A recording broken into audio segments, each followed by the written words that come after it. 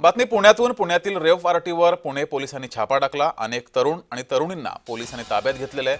आळंदी मरकळ रस्त्यावरील बंगल्यात ही rave party सुरू होती. या पार्टीमध्ये 100हून अधिक तरुण तरुणी सहभागी झाले होते.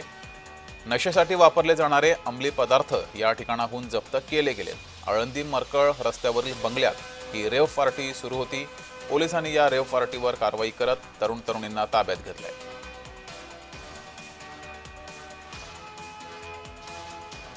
100हून अधिक मुलं मुली आणि इथले सगळे ऑर्गनायझर्स या ठिकाणी होते. त्यांच्याकडे त्यांनी कुठली परवानगी वगैरे घेतली आहे का ह्याची पडताळणी केली असता असं लक्षात आलंय की एक्साईजची त्यांनी दिनांक 6 रोजी 1 वाजल्यापासून ते रात्री 11:30 वाजेपर्यंतची परवानगी त्यांच्याकडे होती. परंतु ती परवानगी संपल्यानंतर देखील त्यांनी या ठिकाणी दारूची पार्टी ही कंटिन्यू केलेली आहे. त्याच्यामध्ये काही इसम हे वयवर्ष 21च्या आतले असण्याची संभावना वाटते. आम्ही त्याची तपासणी करून घेत आहोत.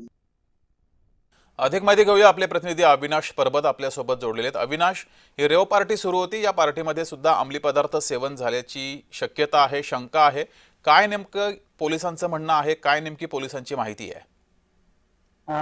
खरं तर जगदीश, पुण्याला नेमकं झालंय काय असा प्रश्न जे आहे ते पुणेकर विचारताना आपल्याला पाहायला मिळत आहे. कारण की पुणे हे सुसंस्कृत आणि सुशिक्षित असं या शहराची ओळख पूर्ण जगभरात होती. परंतु गेल्या काही महिन्यांपासून पुण्यामध्ये ज्या वेगवेगळ्या घटना होतात त्यामुळे नेमकं पुण्याला झाले तरी काय असा प्रश्न जो आहे तो उपस्थित होतोय. कालचे जर जी घटना आहे त्यामध्ये साधारण 1-2 नव्हे तर 156च्या आसपास युवक युवतींना जे आहे पोलिसांनी ताब्यात घेतलेलं आहे. तर काय करत होते तर हे एका खाजगी ठिकाणी रेव पार्टी करत होते. या ठिकाणी मद्यप्राशन असेल किंवा अंमली पदार्थांचं देखील सेवन झाल्याचं जे आहे ते आरोप आता सध्या होत आहे. परंतु आता पोलिसांनी जे आहे या 156 जणांच्या आसपास जे आहे युवक युवतींना जे आहे ताब्यात घेतलेलं आहे. त्यांचं जे आहे मेडिकल टेस्ट करण्यासाठी आता सध्या सुरू आहे. यामध्ये अंमली प्राशन करण्यात आलं होतं का अंमली पदार्थ याचा तपास केला जात आहे. जर करण्यात आला होता तर हे नेमकं जे अंमली पदार्थ हे नेमकं आले होते कुठून याची बाबत जे आहे ते पोलीस तपास करतील. परंतु नेमके या इतक्या मोठ्या प्रमाणामध्ये जे आहे पुण्याच्या मध्यवर्ती भागामध्ये इतक्या मोठ्या प्रमाणामध्ये जे आहे